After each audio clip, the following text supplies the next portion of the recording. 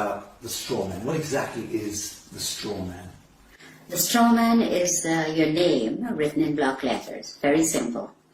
It was done at birth. What the government did, or the corporations now, not government, what they did is they took your birth certificate and made a second birth certificate with a trust, a STQV trust. They made it in all block letters.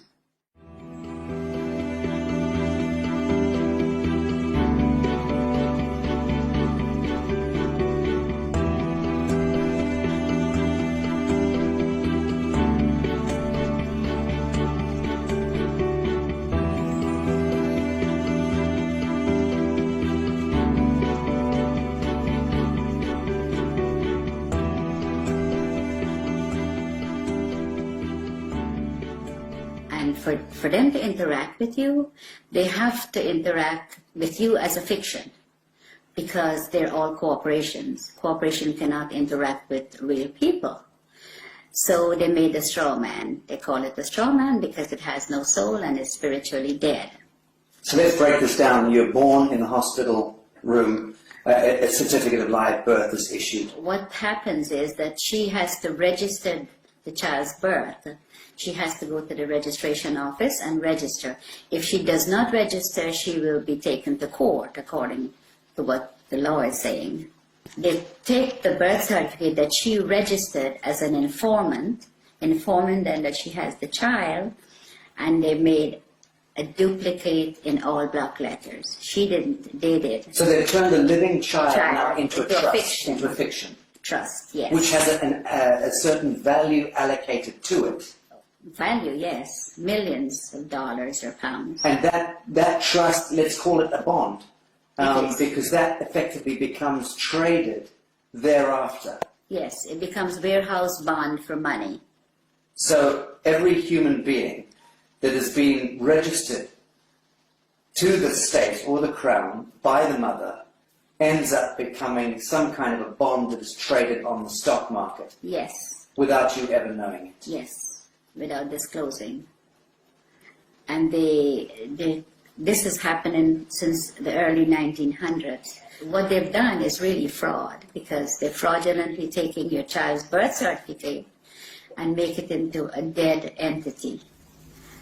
The dead entity birth certificate is making billions of pounds or dollars, depends on which country you're in. So your straw man is considered a dead entity, and the corporation can interact with it. If you have to go to court, it's not going to be in your real name because they don't have it. All they have is the dead entity, and they interact with that.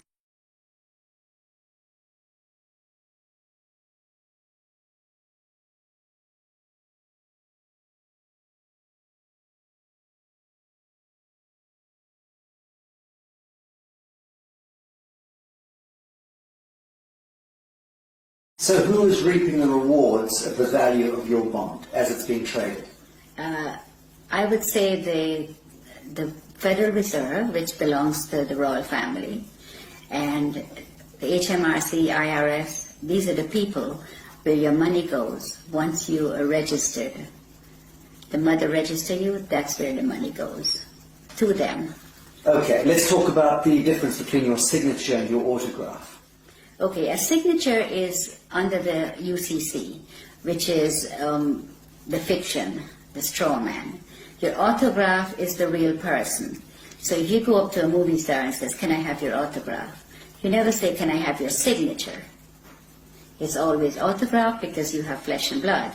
Signature is what you're signing every time they can go into your account and take money. And every time you do sign a piece of paper, you can bet that that signature of yours is being monetized, securitized. It is. By the banks, by everybody that you, wherever you sign, credit cards, everything that you sign, they're getting funds off your trust fund from that birth certificate. Okay, so fees and all sorts of things, and invisible costs are being discharged against your birth bond in that sense? Yes.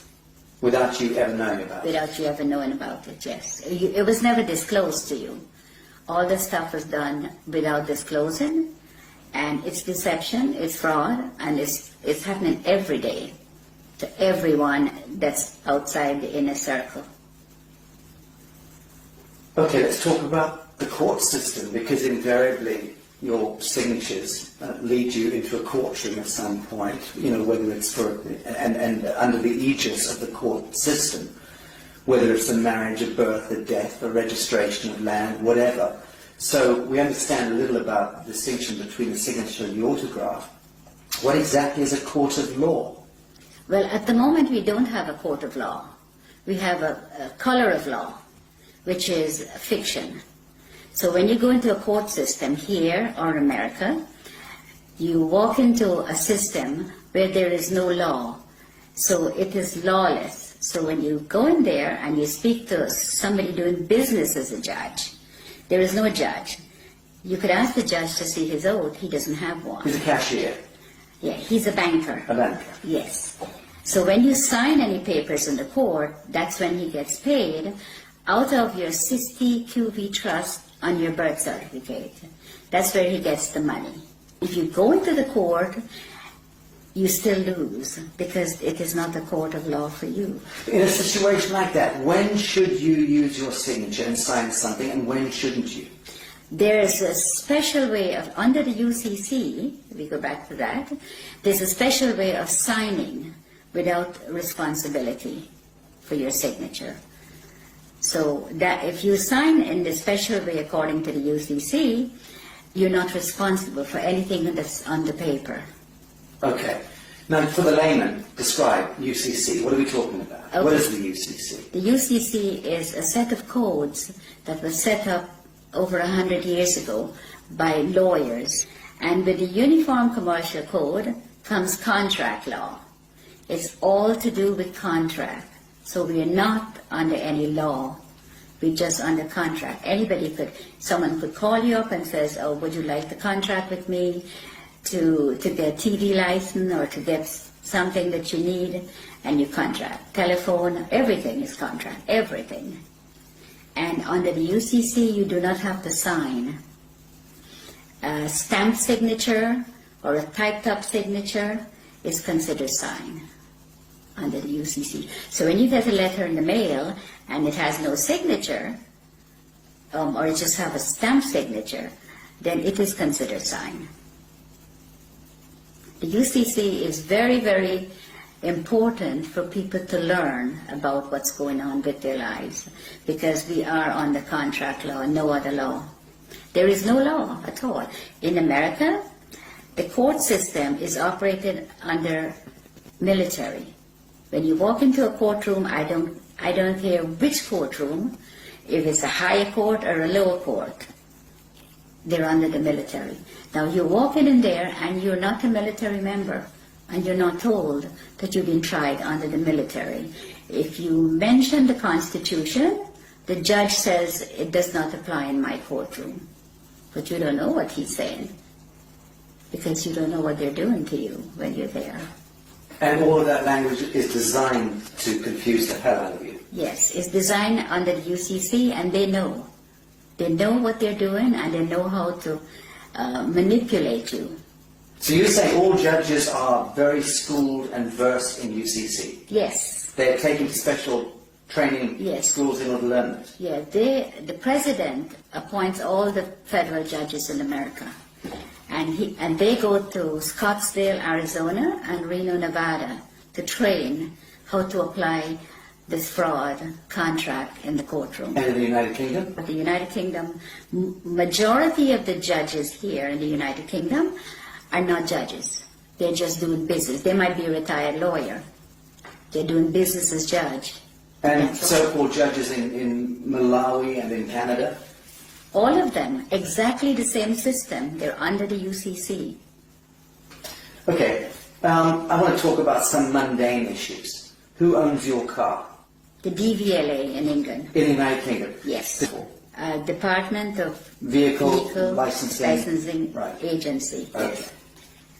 Well, the DVLA owns the car. It tells you on your registration, you are not the owner. You are just the registered keeper. Now, if you look up registered keeper, it says the person who is responsible for taking care of the vehicle pay the taxes, pay the license, pay the insurance, and take care of it. But the DVLA could take it from you anytime they feel like, crush it, they could clamp it. Because once you've registered it, you've handed it over to the Crown of the state. That's right, yes. It's no longer yours. It's not yours, never. So again, when you buy a car, you are invited to defraud yourself by then handing it over to the Crown of the state, unwittingly. Yes, because it's fraud, and they're committing this fraud, and they're not letting you know what they're doing. They make millions, hundreds of millions. The highway belongs to us. They said you have to pay to drive on the road. You don't. The DVLA is just a corporation set up by the Crown. All these corporations are set up by the Crown. The HMRC, the DVLA, they all do the same thing. So if you look carefully at your registration, it tells you right there. And in the United States of America, it's not the DVLA. What's the equivalent? It's the Department of Motor Vehicles. And again, they invite you to register the vehicle to them. Yes. They become the owner. They become the owner. The only reason to have a license when you drive a car is if you're doing taxi service or doing it for business. But if you're driving for your personal use, going to work, going to the market, take your family out, going on vacation, that you don't require a license. There is no law that requires No. you. You can move about the surface of the earth unmolested. Yes. That's law. That is the law. Yes, that is the law. But that's not what they're But telling these you. fictions, these costumes, these people wielding batons and guns and tasers, they've somehow been given license by the government to apprehend you, arbitrarily stop and search you, terrorize you, rip you out of your vehicle. Who gave the traffic enforcement officers the right to stop and apprehend people going about their God-given business? The corporations that they're under. The police are not constables. And the Queen took an oath to represent the sovereign people, which she's not doing. She's now a corporation herself. So the police is under corporate. They're not constables. Constables are the people who that beats the street and get to know your neighborhood and speak to the people. Keeps the peace. Keeps the peace, yes. But they're not constables. They're corporate police. If you call a police officer and you know whose side they're on, if you call a police officer and a bailiff is at your door, they will tell you they cannot come because it's a civil matter. But if the bailiff calls them, they will come. That means that they're not working for you, period. They're working for the parent corporation. They're working for the corporation, yes. They're corporate police. How many of the police do you think know this and understand this distinction? I think 90%. Do you really? I do. I do. In the United States and in... And here, yes. Yes, 90% of the police know they're corporate police. But surely then they understand that they are in serious breach of their foundational oath. And they should thereby surely understand that the Queen of England is in serious breach of her coronation oath, which requires her to intervene if her parliament or government is conducting any cruel and unusual punishments against the people.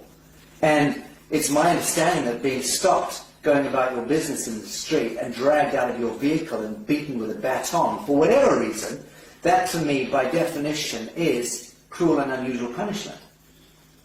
Okay, but they're given that permission to do that by the corporation they're in. They are given. If they were not given that permission, they could not have done that.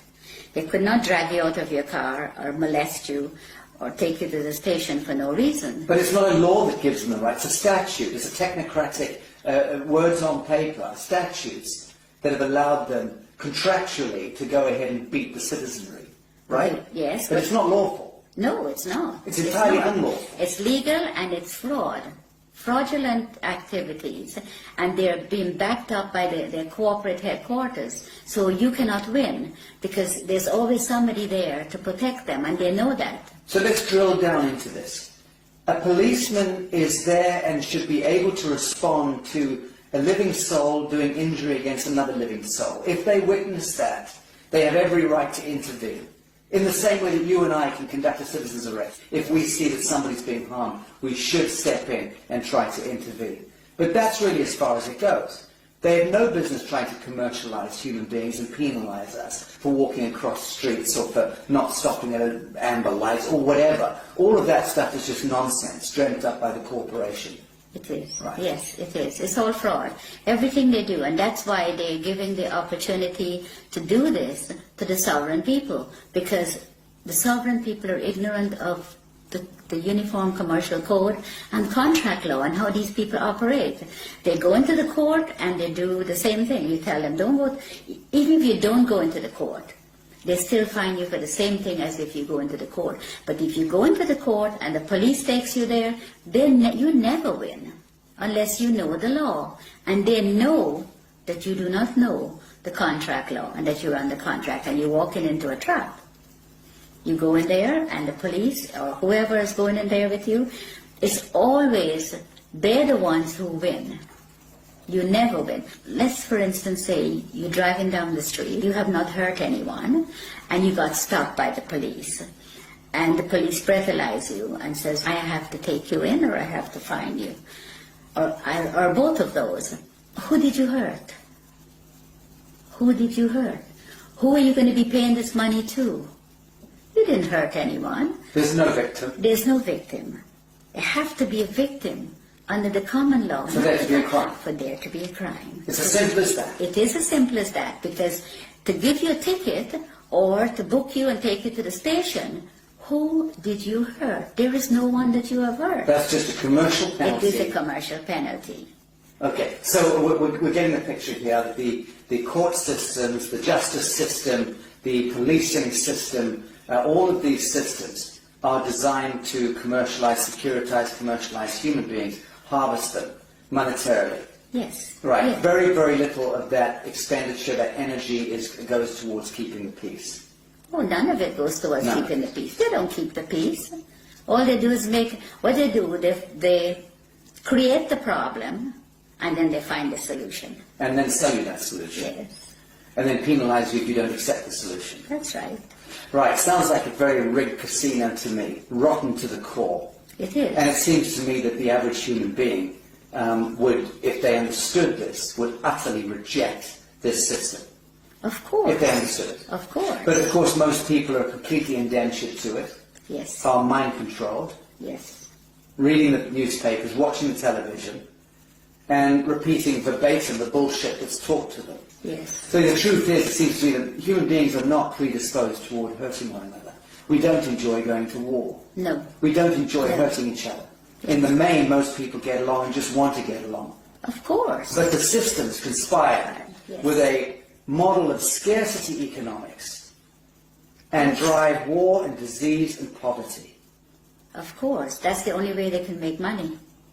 When this Prime Minister said she's going to give 300 billion to the common market, where do you think she's getting the money?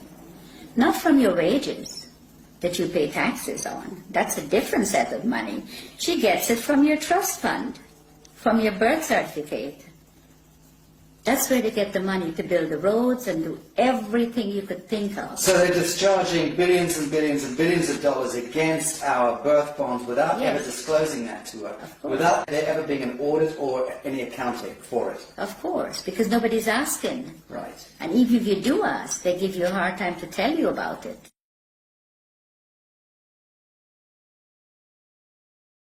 So if you try to go and discover your own birth bond, let's call it that, and you try to discover the true value, how does one go about doing that? You apply to the Federal Reserve for it. There's forms that you can fill in, and you can, once you find the bonds and the serial numbers, you can get it from the Federal Reserve because they have it. And you can then discover the value of your bond? Of course. And the average, let's say, 50-year-old in the United States would be worth what? A 50-year-old in the United States, it could be worth hundreds of millions. But one comments, if you go on the website and you put in your birth certificate number, and it comes up only one, you have hundreds of thousands of people are trading on it. Right. That's only one that you know of. I think what I'm getting at is, what do you think it would be the median value of the average 50-year-old by the time they turn 50 in the United States? What is being traded? I would say, in that name? maybe $1 billion, over $1 billion. Right.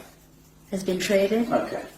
Because when I checked, on one of my numbers is over 283,000 people are trading on it. Can you imagine how much money that is? So when we hear that the US has a debt of $23 trillion or whatever it is, that fictitious money was all pumped out of the air, but effectively it was discharged against the value of the people. Yes. Right, so that's where the fiction emerges. Yes. And it becomes this huge imbalance that no one quite understands. How on earth do we get that much money? They just made it up as they go along and tell us what they want to tell us. Yes, but they'll validate the making up of that money by, on paper, discharging it against the value of the citizenry. And the citizens' gold, our sovereign gold. We have gold. For every pound that if you weigh 8 pounds at birth, you have 8 pounds of gold set aside for you. Assigned to you by whom? By the Crown.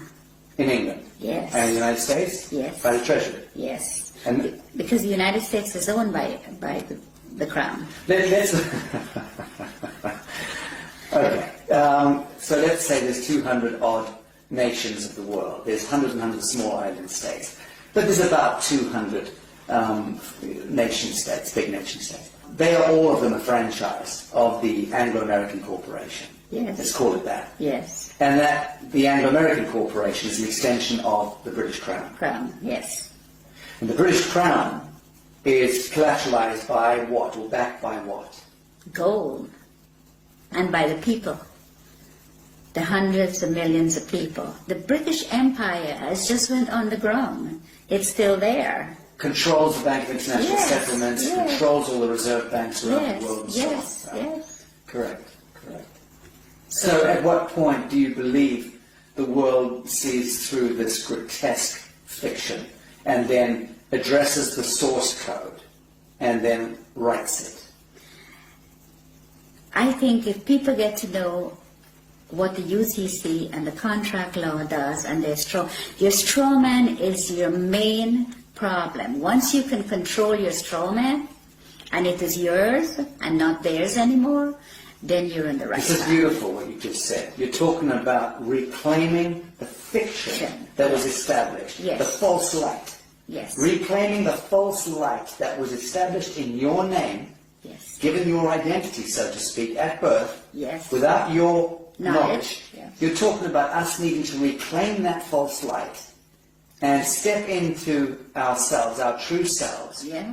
as a people of the world, Yes. in order to reclaim reality from the fiction. Yes. That's powerful. Yes, it is. And that's what I think everyone needs to do. All the sovereign people that's in poverty and whatever they put us in, that's what we need to do. We need to reclaim that what they are making money on. That is ours. Then you wouldn't have wars, you wouldn't have people fighting for money, you wouldn't have poor people. Everybody will be okay. Everybody. But they do not want you to. If you do that, that will break down their system, and they do not want that. So once you know, you need to get into it, and you need to start reclaiming your straw man. It is yours. Now, Bibi, you learnt all of this the hard way. You were sitting in your office in the United States running a very successful real estate business a number of years ago. Very successful, selling 20 to 30 properties every month. Yes. You had a lot of your own properties, you were living there with your family. Yes. Life was good. Yes. And into your office walked a corrupt policeman and an IRS agent. Yes. And these gentlemen effectively put you on the spot, told you that there was one of your clients that you were selling a house to was a drug dealer, Yes. and which you had no idea. Yes. How would you know? And they effectively then tried to pin this a crime onto you by suggesting that you were effectively receiving laundered funds. Yes. And out of the blue, your life turned into some grotesque horror story. Yes. You were dragged into court, Yes. and the next thing you were put in prison for 8 years. Yes. Your life destroyed. Yes. And that was where you learnt Yes. law. Tell us about this. Well, when I went to trial, and I I thought, well, how could they do this? I have shown for 10 years my bank statements, so they see that I had no money was laundered by me. The gentleman I sold the property to brought $5,000 of his own money, and he got a loan from the bank for the difference. And the bank loan officer testified at my trial, but I ended up in prison. And I wondered how they did it. I thought, well, there has to be something that I've missed. I saw in the courtroom, it was what was displayed, it was all acting. Like everybody, like we were in a theater, and they were acting, and I was the victim. Role playing. Yes, the lawyers, the prosecutor, they were all. My lawyer guaranteed my freedom, and I got sentenced to 8 years. Now, when I got locked up, my main aim was to find out how I end up there. Without doing, and I had over $1 million of real estate paid for, money in the bank. My children finished university. We were in a very comfortable, very hard-working family, very comfortable position. And I thought, no, it has to be something wrong, something they did that I couldn't see. And for every single day, for 7 years, I learned every single day. Christmas, birthdays, every day. You studied. I studied. You studied law. Yes. And you understand that you came to understand the highest expression of law, this UCC law. Yes. And what they're doing and how they could get you in there and how they could lie, how they commit fraud. And they all thought they were all laughing when I was found guilty, like, well, they get paid, you see. I didn't know, lots of money. I didn't know at the time. And these people, I was in the prison, and there were hundreds of women that were there that was in the same position as I was. They were tricked into the system. Yes, yes, they didn't do anything. And then once they're in prison, they're having a prison bond issued. Oh, yes. And then their prison bond is traded on the stock market, Yes. making huge amounts of money. With their numbers, yeah. And they're relegated to becoming slave workers. Yes. And no one's told this. No, they get 12 cents per day. The food that was served in the kitchen was from the Gulf War. Cans of meat and all kinds of stuff. And they said the prison is not making any money, and they're telling the people out there that the prisons are losing money, and all these drug dealers and all these people coming into prison, and we don't have enough money. That's a lie. They're making thousands of dollars a day per prisoner. I know it's at least $3,000 a day. Yes. Per prisoner. Yeah, but they invest into the prison system, into Unicorn. Prisons for profit. Prisons for profit. Disgusting. And they invest in the prisons, and they make hundreds of billions of dollars. And the prisoners get 12 cents a day, and the food that they feed the prisoners... Not fit for dogs. No, it comes from the farms, and they get tax write-off on it. The chicken may be 2-3 months old, and all kinds of stuff. They serve horse meat for beef. Well, you're about to launch an online workshop and tutorials through the Newark University, teaching UCC and explaining to people from around the world how they can navigate their situation, whatever their situation may be, because all of us are facing penalties and cruel and unusual punishments. Yeah. But let's discuss something as mundane as a parking ticket, okay? Something that everybody understands. What are the do's and don'ts? You've just gone back to your vehicle and there's a parking ticket on it. These parking tickets are a contract. You do not have a contract with your council. They put a ticket on there. There's no contract, so you don't have to pay that ticket. So what are your steps? You send the ticket back to them, No contract. and you tell them no contract. They have to produce a contract where you sign to say that if you park somewhere that you're not supposed to, you will have to pay the ticket. I remember someone showing me a ticket not so long ago, and the ticket had a CEO, it says CEO on the ticket, and a signature. CEO? Yes. Chief Executive Officer? Yes. So I sent the ticket back to the CEO, And I asked him, when was he there at 8 o'clock at night putting tickets on the cars? It just goes to show that people do not look at their tickets either because they don't know. And it's very sad because a parking ticket, why should you have to pay for parking when you own the roads? We own it. We own everything. So you've sent your parking ticket back with no contract on it. What are the next steps that they'd like you to take? They would write to you and said you have to pay. If you pay within a certain time, it's only half. You have to pay half of the fine. What's your response? My response is I don't have to pay any because I don't have a contract with you. So again, you ask them, show me the contract. Yeah. I send them a letter and I ask them, I said, okay, the person that you addressed in this letter is spiritually dead and have no soul, which is your straw man. The straw man. Yes. And I said that I had not given you permission to use it to make money, and there's a fine behind this of £250,000 every time you use it. They refused to answer, so I sent them, the following letter was a default letter. I said, you're now in default for not responding, because that's what they're going to do to you. So you played law against them? Yes. Good. Yes, so when I sent them that, 5 days later, I received a letter stating that the account is closed and I do not owe. Very good. Thank you for that. Well, that's rather straightforward. Let's discuss mortgages, because this is the bane of most people's existence, is needing to secure their home. Everyone has the right to a home in this world. And mortgages, I mean, what's the etymology of mortgage in the first instance? Death grip, isn't it? Yes, it is. It is. Mortgage means death grip in French. Well, the mortgage is what they do is just a front.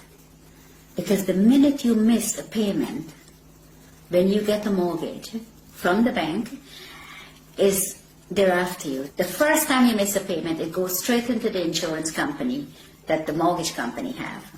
And they want you to miss a payment. And they want you to miss a payment because they don't lend you money. But let's go back. Your house is, let's say, worth $100,000. Now, when you apply for a mortgage, they don't have the $100,000. But you come along with your block black capital signature, you sign the application, they then monetize your signature by having $100,000 worth of your value discharged against your treasury bond. Yes. That money they then lend to you, and they double dip because they then get you to pay that money back plus interest. What they do is they don't lend you that. They don't lend you anything. You fill up your papers and you sign. The signature is what they want. Then they tell you, okay, you have to be a good boy and you have to be good credit and you can borrow from me. So they lend you a piece of paper that you sign with very fine writing in the back. That's where the legalese comes in because that's what they do.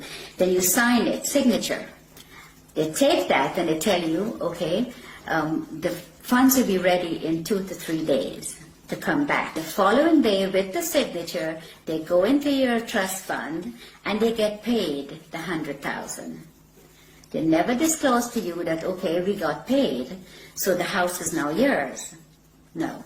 They come back when you go, and the third day, they've already got their money. They say to you, okay, this is the agreement. You pay so much every month, the interest rate, all that you've already signed for.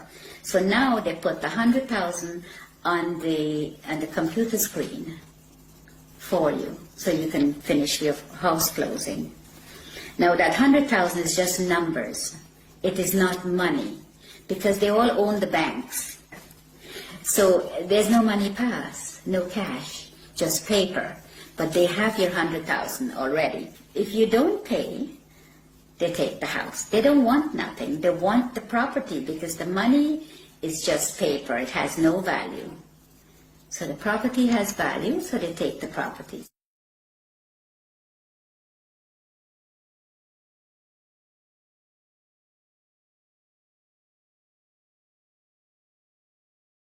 So let's talk about allodium title. What is allodium title? Why is it so important? Okay, allodium title is important because you do not own the land. They tell you it's freehold, but it's not freehold. The land is owned by the Crown. All the land in England. I'm a farmer in Minnesota, and you're saying that my land is owned by the Queen. Yes. I'm a farmer in Mozambique, Your land is owned by the Queen. The Queen of England. The Queen of England. She owns all the land. So what happens is you own that piece of brick that's sitting on it that they call freehold or your house. You own that. You don't own the land. So the land, the allodium title, is to own your